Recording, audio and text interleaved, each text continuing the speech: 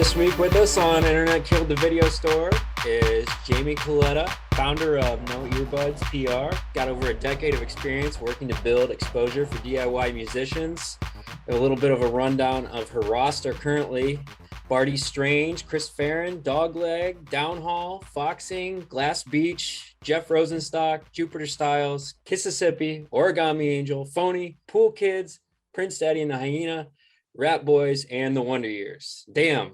Well, I was gonna say, was that supposed to be brief, Ryan? Yeah, that's just the tip of the iceberg. Yeah. Not even brief, but yes, that's it. Got quite the roster going. You've been doing this for a while. Was there any one band or experience you had growing up that made you feel like not only did you want to be a fan of music, but a participant in kind of spreading these bands out to other people? I don't know that there was one band in particular, but I was just like very into like early 2000s Warped Tour type stuff, like Taking Back Sunday, Brand New, Motion City, like that whole world, and like Yellow Card and Fall Out Boy, like all that stuff was like just, I didn't really know what I wanted to do or that I could do anything, but I was just like, well, that's it. And I'm not going to do anything else. I'm just going to focus on how can I make that a job and just being a fan. Like that's all I wanted to do. So it was just kind of like growing up in that scene and like the heyday of all that emo stuff going on and pop punk kind of having its moment that made me want to just do that forever and just like be around that cult. Like not so much the culture of it, but just the music and the community of it. Do you ever have any kind of personal struggle with going after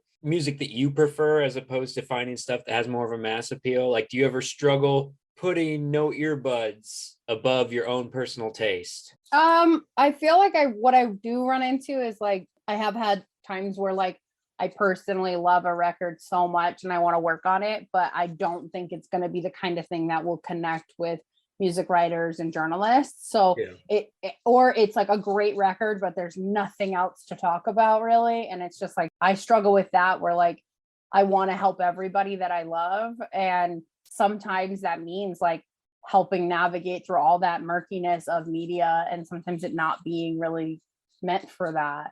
So that's probably the hardest thing is like loving a record, but knowing there's no story to it and there's no way that the media is going to touch it and like wanting to help, but knowing that there's nothing I can really do about that. So it's like, and I still catch myself picking up projects that I know damn well are not going to do very well press wise, but it's just like that passion is there and I have a hard time turning that down. So do you find yourself valuing records more so than like fan appeal or live performances? Yeah, well, I've never like looked at it like that, but I guess I do. I have to love it. I have to love the music of it, whatever it is, if it's you're putting on an EP, a record, whatever. My job is to get other people into that record. So I have to be into it. I'm only one person. This is my bedroom. Like I'm only doing this by myself. So it's like, I don't have a big company name to kind of stand behind. I just have my excitement for this. So if it's not genuine, then the results will kind of speak for that.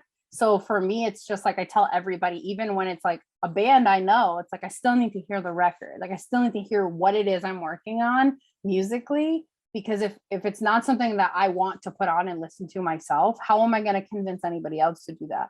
You know? So it's like the most important thing. And like before vibe, before like compatibility or fan appeal or any of the other stuff kind of factors into my choice, it has to get through that first test of like, am I singing along to it on like the third or fourth listen? Do I want to play it 3 or 4 times? You know, like, am I going back to it on my own? Or is it feeling sort of like a little bit of a push and pull, whether it's the record label or the manager or whoever it is that's trying to get me to work on it? Sometimes that can kind of cloud my judgment a little bit, you know, of like, oh, somebody I'm really close with that I really admire wants me to work on their new project, but I don't love it, but I really like the person, you know, and like that can kind of get in the way a little bit. But I try really, really hard 99.9% of the time to say yes only to stuff I love. Music comes first. Not to throw shade at anybody, but has there ever been an instance where you really enjoy a musician, you love their live act, but you just can't get them to translate to a record, where you get a frustrated of like, man, I wish I could show people who can't get to their live shows what this band is like, because it's not coming through on their stuff yet. Yeah, I mean, I don't know that I've had that exact scenario, but I will say that like there are definitely times where like the band is incredible live and that like I was sold off of a live performance and the record is just as good, but maybe the promo plan around it or the marketing or the videos, something's missing in terms of that spark, right? Right. I run into that often where it's like in my head, I can visualize when I fall in love with something, I can sort of just like see the big picture, but you got to remember there's artists to deal with, teams they've got, labels, whoever else, all these people have a say, and they don't always want to go with my ideas, which is crazy, but it's just like that's not always the way that it goes. So in my head it's like I can see it all clearly, but they're still the ones in the driver's seat. So sometimes I get a little bit bummed when it's like comes time to start rolling out an album and I start seeing all the assets and all the materials, and it's just kind of like okay. Like right. It's like for something to really take off, it's really got to have like everybody's got to be firing on all cylinders, and the content and the team itself, like everybody's just got to be hitting it at 100 or nothing, in order for it to really work. You can make things happen with less than that, but that's usually my bigger disappointment is like, oh my God, you're so good live, or oh my God, you're so good on the record, but everything else kind of falls flat, or like the touring or whatever other plans that they have just don't really come together in the way that you want. And it's not ideal, but it's not the end of the world either. So yeah, I guess creatively, do you find it more challenging when a band has exactly how they want something to sound and it's not quite right, or when they have no idea whatsoever and you got to start from scratch? probably the first thing you Okay. said. Yeah, because when somebody doesn't really understand or know what they want to do, and they're coming to me with open arms, sort of like, what would you do? And they're just like looking to me for that kind of input. That's so much fun for me, like helping an artist figure out what their vision is, who they are, what story they want to tell, what their message is as an artist, helping them figure that out, and then actually seeing it through and help navigating those like first like 0 to 25, the first steps of really getting out there. That's fun. Like that's hard work, but it's super fun.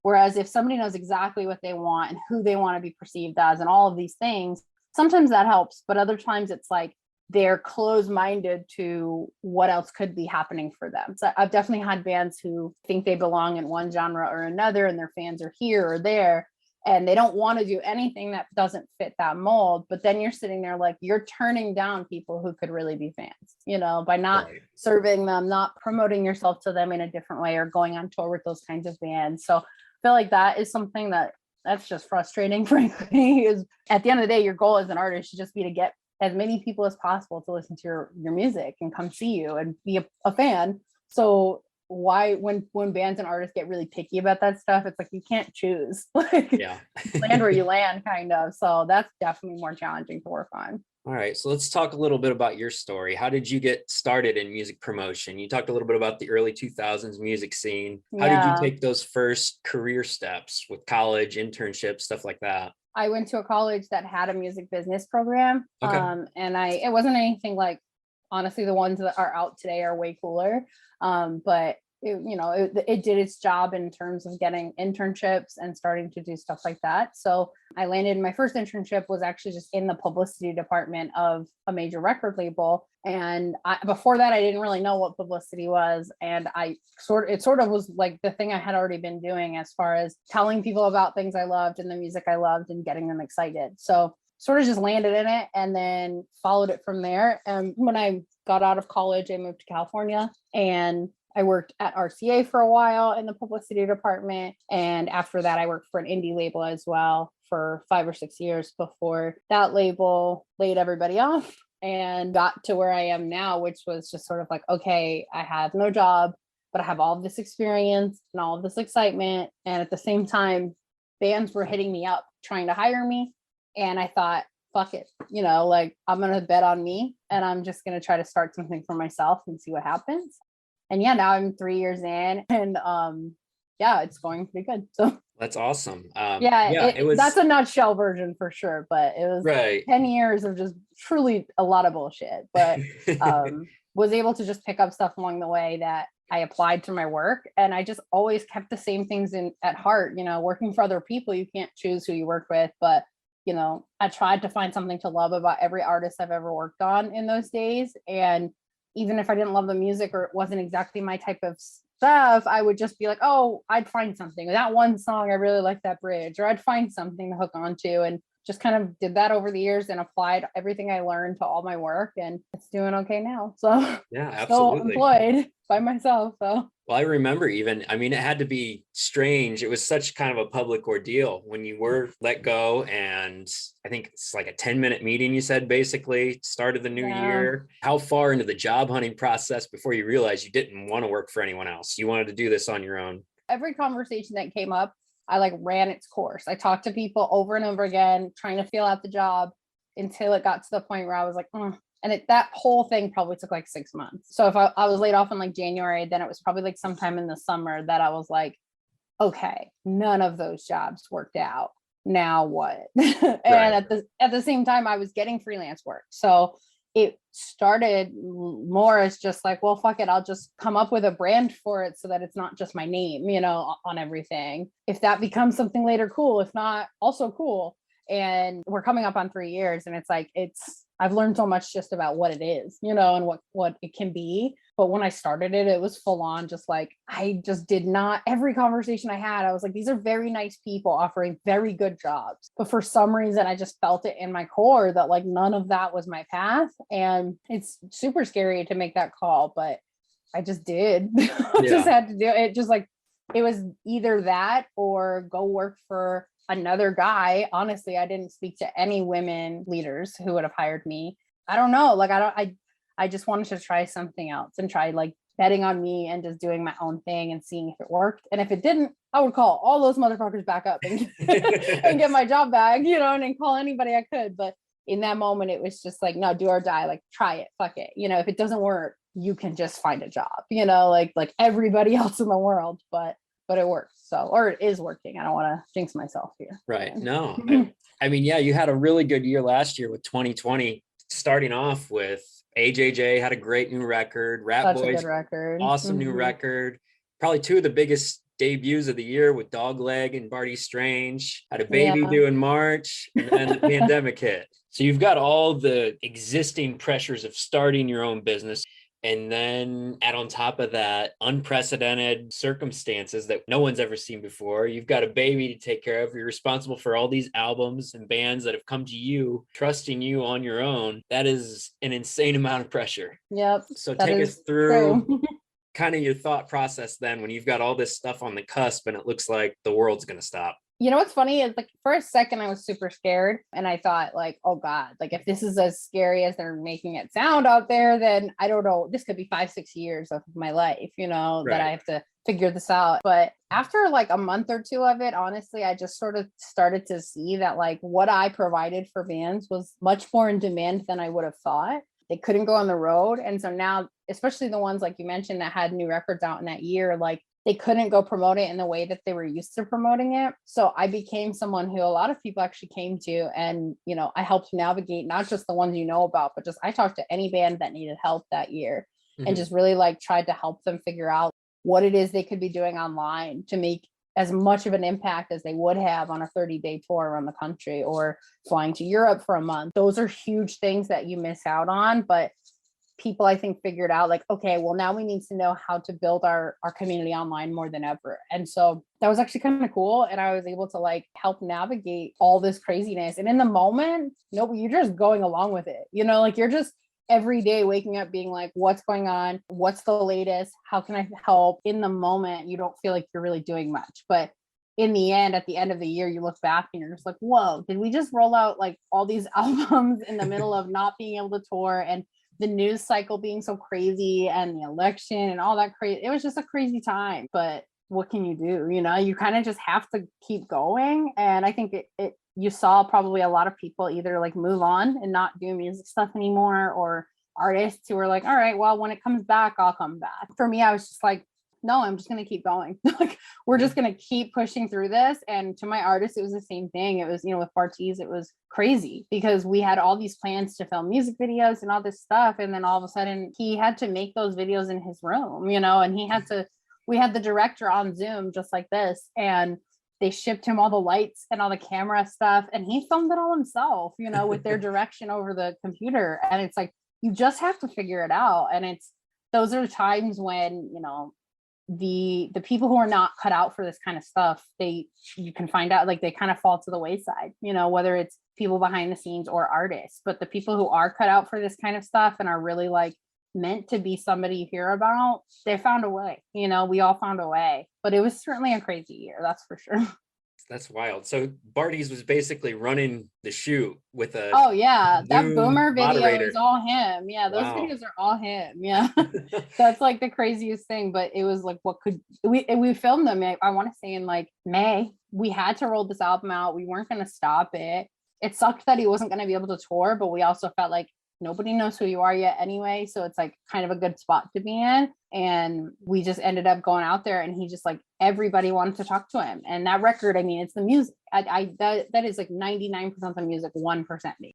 Like that is so the music doing all the work. But it's just we found our window there of, oh shit, like we can just run this up online and make sure everybody's talking about this record, and that will hopefully carry us into when we know when he's going to be able to tour. And literally just kept building and building and building throughout all of 2020, almost all of this year too, all the way up until he was able to get back on the road in September. We just kind of figured it out, and we were just constantly looking for different opportunities, different ideas that we could do to kind of keep growing his name online while we waited to see what was going to happen. It was not easy. So if anybody's still doing music after last year, that's pretty cool. Well, it seemed like it kind of went into two extreme camps where people either, like you said, shut down for a while, or people were just producing a ton of music. You know, one of my favorite acts, Cloud Nothings, did like a subscription service where they were putting out an EP every month.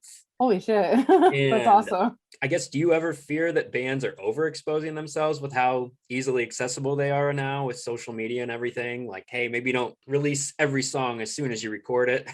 I don't know. I think it depends on the band, 100%. Yeah. Some bands that totally, Cloud Nothing's a great example, but like some bands that kind of just works with their whole aesthetic and like their vibe. Other artists, it just wouldn't make sense for. But I think as long as what you're putting out there is authentic, as long as it's coming from a real place and you're not just doing shit because you saw somebody else do it, or you're starting a TikTok because everybody says you should have a TikTok. Like as long as the content is like original and genuine and it's coming from a real place, then I don't think there's anything wrong with just going, you know, and just putting your stuff out there, because why not? I always tell people, like, look at how you use social media as like just a regular person.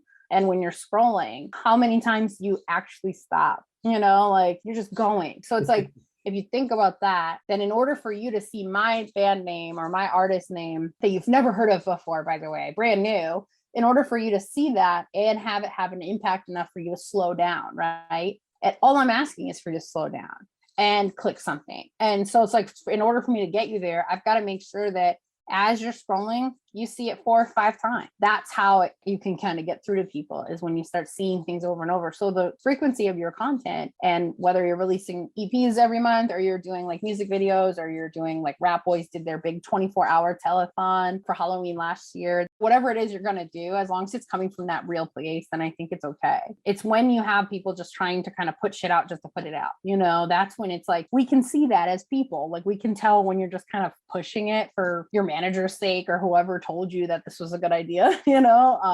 And I think that that's the difference for sure. Oh yeah. I mean, Eric from Heart Attack, man, he is like genius, constantly doing stuff, but it's always, like you said, so genuine. I don't feel like anyone can really be upset with him or tell him to tone it down. That's just who he is. He just needs to exist. Exactly. Just let him do his thing. What would you consider your greatest achievement with No Earbuds to date? Oh my God, that's a great question. I don't know, maybe that Bartees album and getting through that last year, honestly. I'm super proud of that. And just like existing in general, like the fact that it's still a thing and that people pay attention to it. And I'm still hearing from people all the time that are just finding me for the first time. That's huge. And like anytime somebody tweets something like, oh my God, I heard about this record through No Earbuds, or thanks No Earbuds for showing me this record, or whatever it is, it's like, oh my God, that's like, that is the piece. What do they say? The piece de resistance. So that is like the best fucking thing for me, is like for you to tell me that there's something you didn't know before that you heard of through me and now you love it and you're going to the show or something, you know, like just like that. That is my proudest thing ever.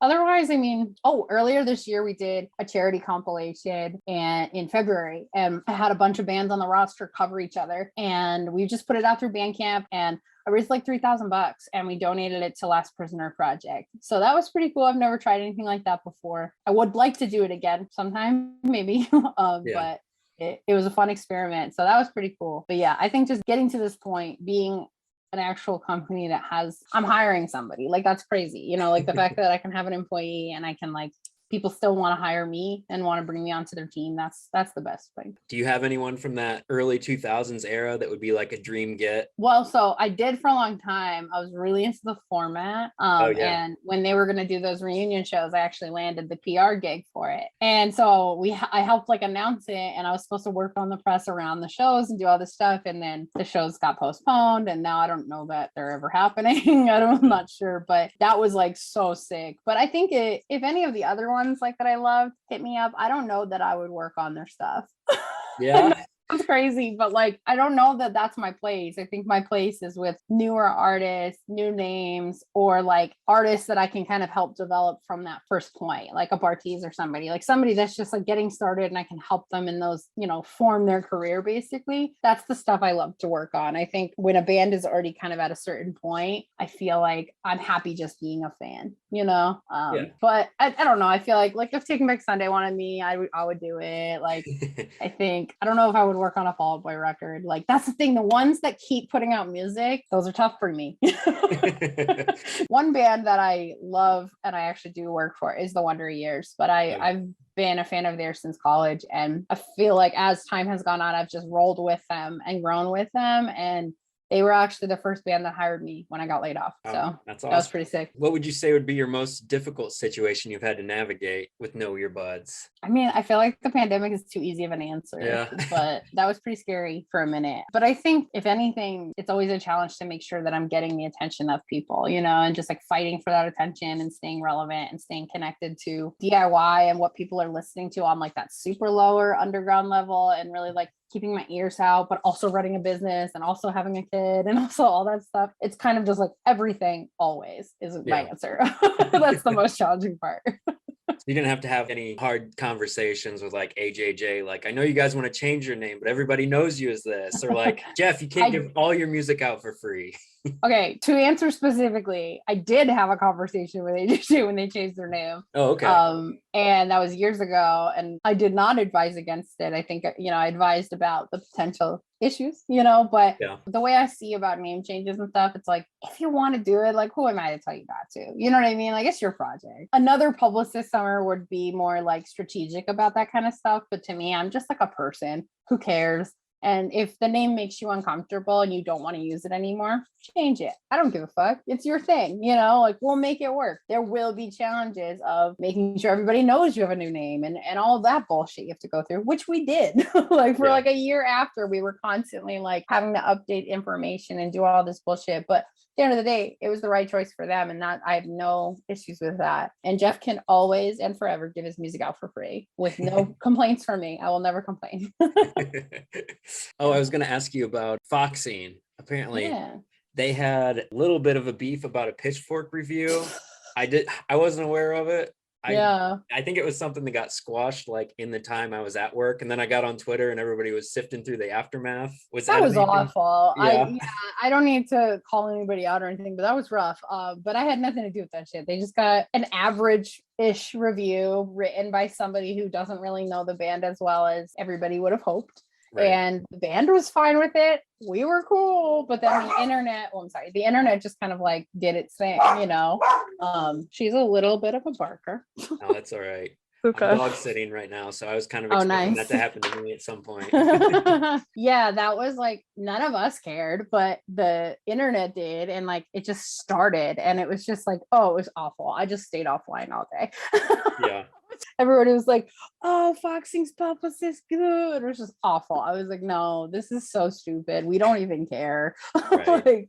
But that was just people reacting to it. And listen, like, that's an incredible record that they made. And, you know, I don't necessarily know the inner workings of these outlets of why they assign certain reviews to certain people. Like, I don't have any say in that stuff, like, ever. You hope for the best, but at the end of the day, it's not within yours or the artist's control, and it's just how somebody else perceives your work. And I think it's fair to have criticism out there that doesn't exactly feel like it's just like paid fucking promo, you know, like you want to have some differing opinions, I think, to show people there's range here. Like, and that review wasn't even really somebody being a hater. It was just somebody who was coming from the outside, looking in and be like, this record's fine. That's all it was.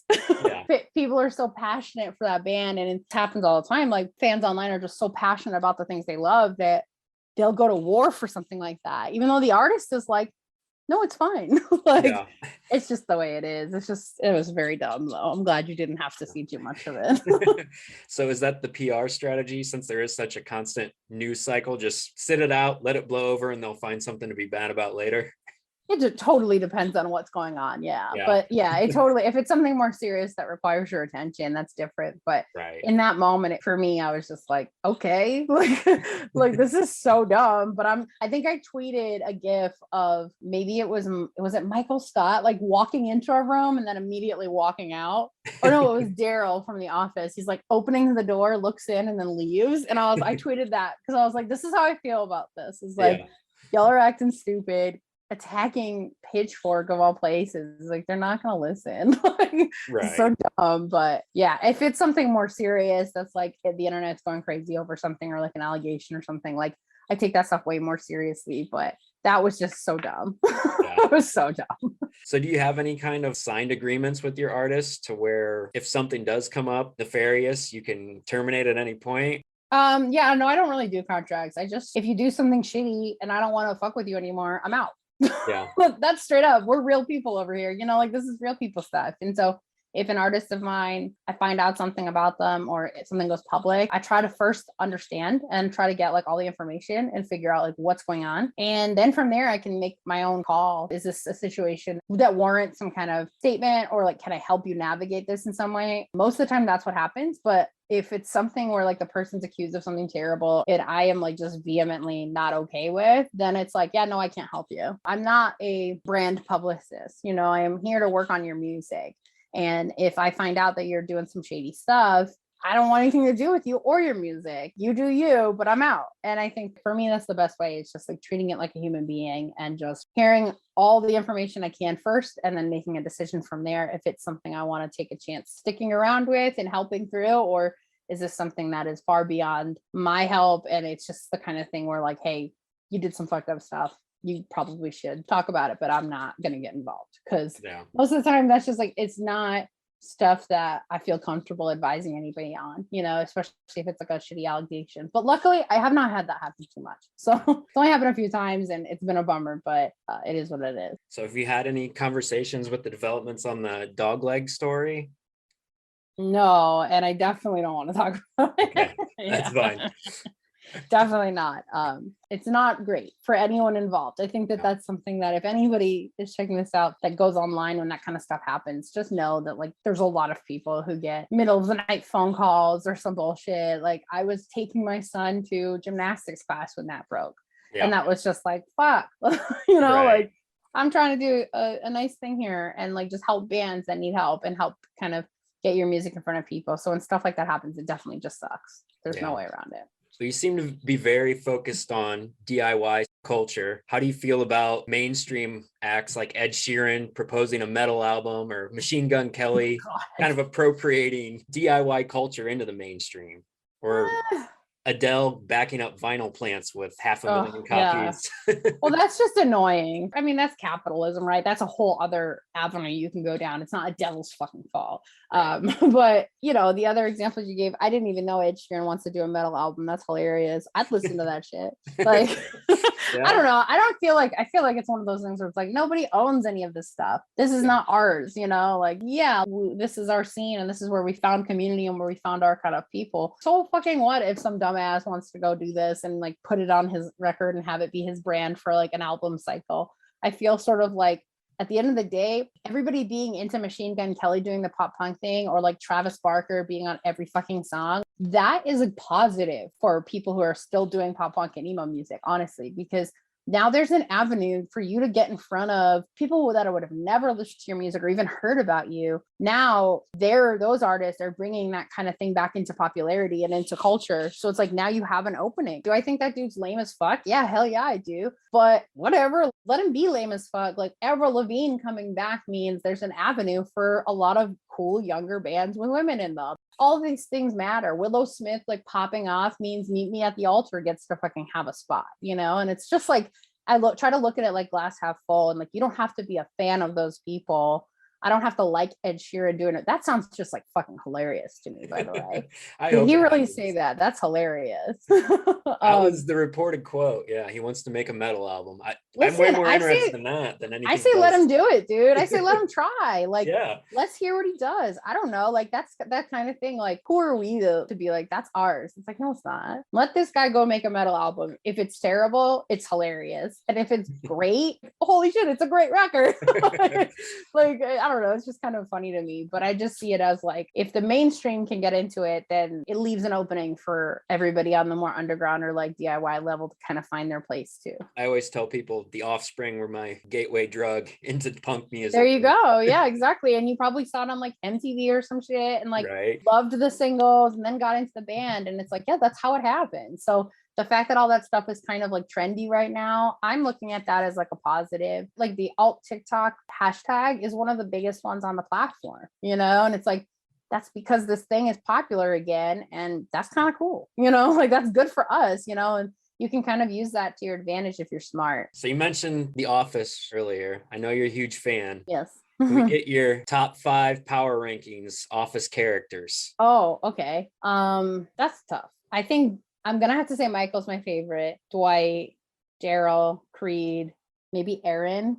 Is that 5? Okay, That's 5. Yeah, there's your 5. But yeah, wow, so no Jim, Pam. I have to go Michael because it's just there's no topping him. And like, you can have favorite moments from other characters, but that's just like, he's the GOAT and he's like the show for me. And even when he leaves, I have things that I like about the latter seasons, but I feel like, yeah, when I rewatch it, it's just like, he's just so good. It's just, he's so good as that character. It's just crazy. That's a tough one. I'm glad you got Creed a shout in there. He's always one of my favorites. Yeah, Creed's crazy. You can't downplay that character because it makes no sense. And he's hilarious. And I've had tickets to go see him when he performs his music live, and I miss it every single time. Wait, he does music? Like, yeah, you should check it out. And he like that.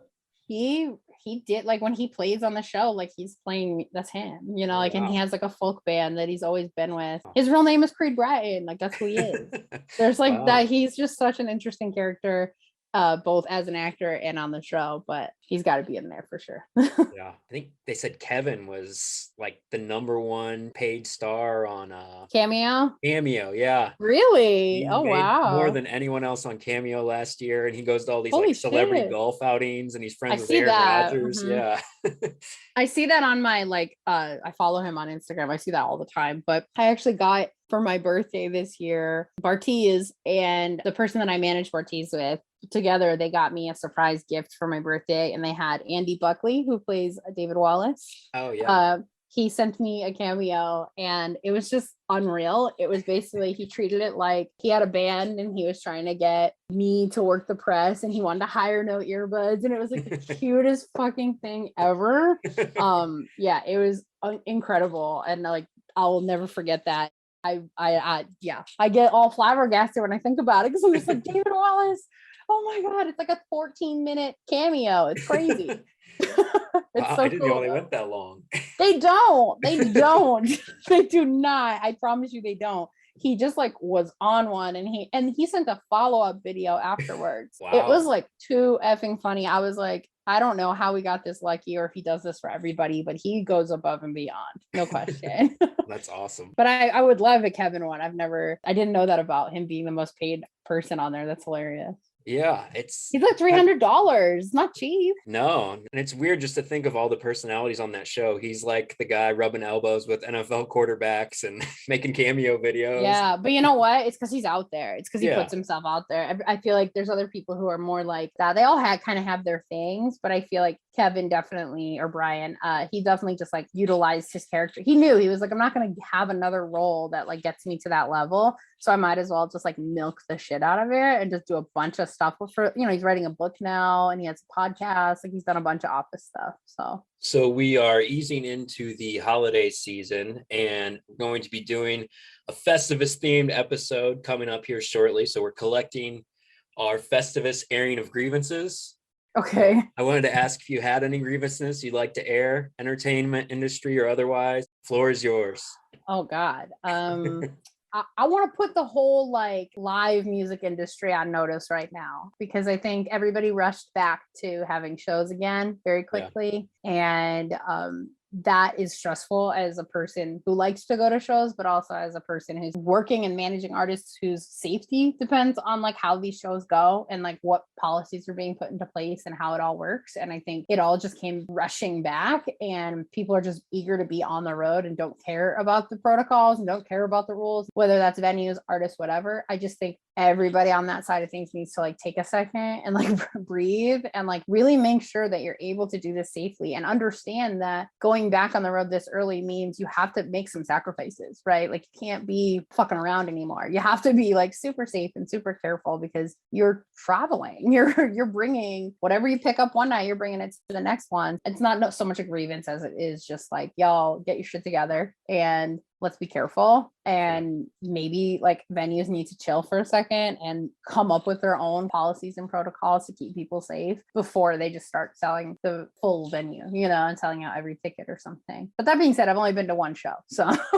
I'm still too scared. I have a young kid who can't get vaccinated yet, and it's just like it's still way too frightening for me. But I've also had a lot of bands get sick, and I've had bands who are on the road get COVID, and thank God they're all vaccinated or they're boosted and they're not getting super sick. But it's still just like what happens when it hits somebody who like a fan who's there that night, or you know, like it's just there's so many things that I just think we went into it really fast without having much of a game plan, and it was much more about let's just get our money, which is a fair thing to want.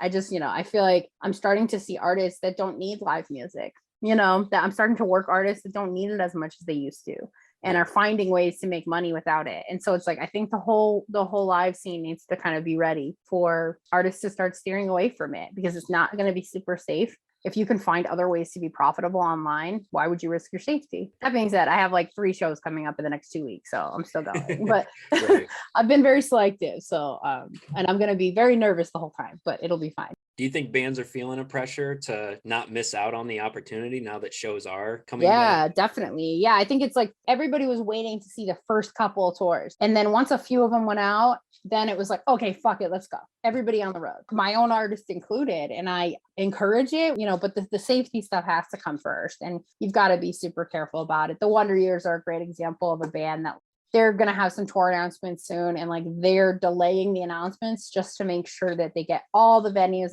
on the same page and making sure that the rules are in place for every single show and not just gunning it out there just because they can. I think it's just like one of those things where like once people saw if someone could do it, everybody wanted to do it. And I think the DIY scene specifically needs to be extra careful because that's where policies don't exist when shows are happening in bars and, you know, houses and shit. That's where you have to be really, really careful because who's following rules, you know, like when you're just hanging at your friend's house. So do you think there will be some long-term effects with people being reluctant ever to go out and do these massive tours again? Well, see, I think tours will continue, but I don't know. We'll see what happens like in the early part of next year and like when all the spring tours kind of start up, because right now we have this fall was like the big window of touring and all these tours sold out and all these shows sold out. But as the shows come closer, you realize, or the days of the show, there's like a huge drop off of people who bought a ticket but didn't show up because of whatever reason, right? Right now it's the Omicron or whatever the new variant is. So now it'll be interesting to see how things go in the future, but it feels like this is what we're facing, you know, is every 6-7 months or so, a new variant's going to pop up that we have to be cautious of. And people are probably going to get scared and not want to go out. That I think is going to be a big challenge, is just like figuring out how to make tours profitable when you can't really predict if people are going to actually show up when they buy a ticket or not. But